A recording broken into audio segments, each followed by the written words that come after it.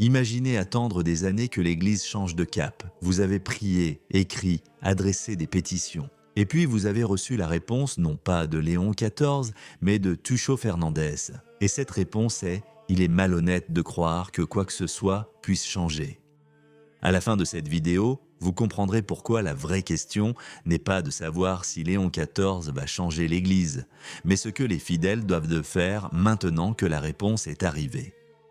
Le 13 avril 2026, le cardinal Victor Manuel Fernandez, plus connu sous le nom de Tucho, le théologien nommé par le pape François à la tête du dicaster pour la doctrine de la foi, a accordé une interview à iljournal.it. Ses propos ne laissaient aucun doute. Il est malhonnête d'affirmer que le pape Léon a l'intention d'effacer l'œuvre de François. Fernandez apporte des preuves concrètes. Lors du consistoire de janvier, Léon XIV a demandé à tous les cardinaux de relire Evangelii Gaudium, le document programmatique du pontificat de François, et de réfléchir à son application. Il convoqua ensuite les présidents de toutes les conférences épiscopales pour reprendre la réception d'Amoris Laetitia, le document qui ouvrait les portes de la communion aux personnes divorcées et remariées. Et puis il y a la lettre de Pâques. Léon XIV écrivit aux cardinaux pour le consistoire de juin et la lettre fut publiée intégralement par Siler non possum. Le consistoire de juin sera entièrement consacré à la poursuite des travaux sur Evangelii Gaudium. Le texte ne contient pas un seul mot sur la liturgie, pas un seul mot. Tucho conclut par une anecdote révélatrice. Lorsque François a téléphoné pour la première fois à Robert Prévost après son élection, il a dit « Je suis Bergoglio, pas Torreggio, je suis le pape. Pas le Cosinuta, je suis François, je suis Bergoglio. » Comme pour dire « l'homme devant vous est le même qu'avant ». Le projet continue. Pourtant, au cours des mois précédents, les représentants les plus influents du monde traditionnaliste avaient tout fait pour faire comprendre au nouveau pape où résidait le problème. Deux voix, en particulier, parmi les plus respectées de l'épiscopat mondial. Le cardinal Raymond Burke a officiellement demandé à Léon XIV de rétablir la messe traditionnelle dans un discours prononcé devant la Société de la messe latine. L'archevêque Athanase Schneider a écrit au pape pour lui demander d'établir un dialogue avec la fraternité Saint-Pie X avant que les consécrations du 1er juillet ne rendent tout échange impossible. Deux appels clairs, étayés et publics. La réponse à ces appels se trouve dans la lettre du consistoire de juin. Inutile de l'interpréter, elle est écrite. Burke appelle à la messe, Schneider appelle à la fraternité Saint-Pie X. Léon XIV répond par Evangelii Gaudium. La boucle est bouclée. Il est important de comprendre ce que signifie concrètement poursuivre l'œuvre de François. Il ne s'agit pas d'une question de style ou de tempérament, mais de documents précis, de nominations spécifiques et d'une politique ecclésiastique dotée d'un nom et d'une orientation clairement définie. Evangelii Gaudium est le manifeste d'une église synodale, missionnaire et tournée vers l'extérieur, une église qui place la sollicitude pastorale avant la doctrine, l'accompagnement avant le jugement, le dialogue avant la correction. Pour les croyants traditionalistes, il s'agit du texte qui a légitimé 20 ans de relativisme doctrinal présenté comme de la miséricorde. Amoris Laetitia est le document qui a ouvert la communion aux personnes divorcées et remariées dans certains contextes. Une rupture avec le magistère de Jean-Paul II et de Benoît XVI, c'est que les 4 cardinaux, dont Burke lui-même, avaient formellement contesté par les Dubia qui restèrent de sans réponse pendant des années.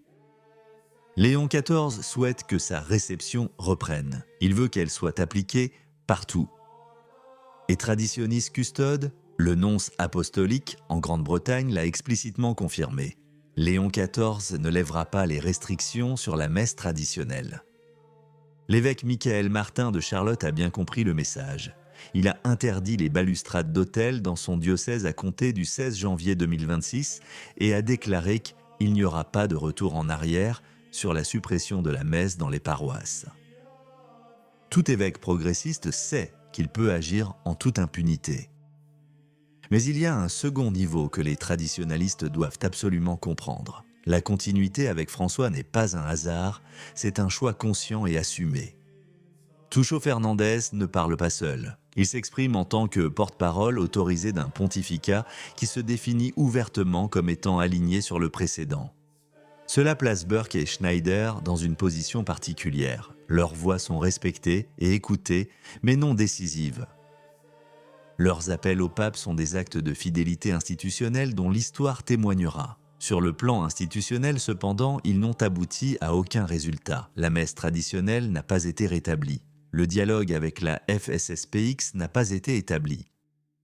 La question qui demeure est simple, que signifie cette confirmation pour l'avenir du catholicisme traditionnel?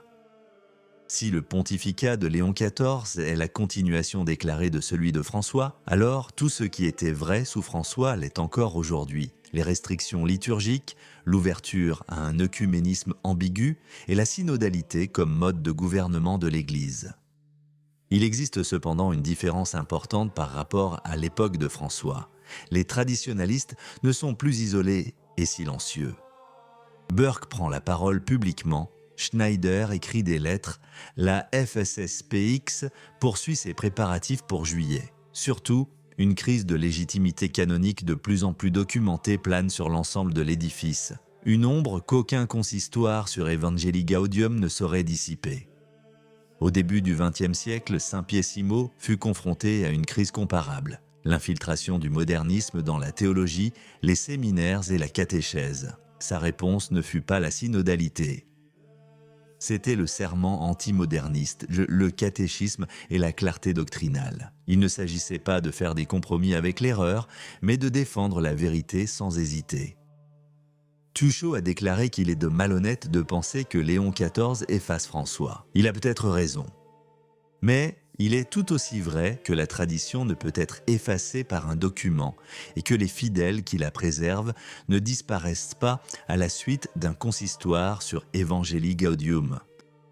L'Église a connu des crises plus profondes que celle-ci. Elle a eu des papes faibles et des papes forts, des conciles contestés et des réformes douloureuses. Il a toujours trouvé sa voie dans la fidélité à la tradition et non dans l'adaptation au monde. Ce qui caractérise ce moment, c'est la clarté avec laquelle les deux visions s'affrontent et la clarté avec laquelle Léon XIV a choisi son camp. La réponse n'est pas le désespoir, c'est la tradition, non pas comme nostalgie du passé, mais comme ancrage dans le présent. La messe de tous les temps, la prière de tous les temps, la doctrine de tous les temps, qu'aucun consistoire sur Evangelii Gaudium ne saurait abattre, car cela appartient au Christ et non aux hommes. Tuchot affirme qu'il est malhonnête de croire que Léon XIV efface François. Soit. Mais il est tout aussi malhonnête de croire que la tradition disparaît. Elle est là, elle résiste. Et vous faites partie de cette résistance. Qu'en pensez-vous? Si la vidéo vous a plu, laissez un commentaire. Amen. Que Dieu vous bénisse.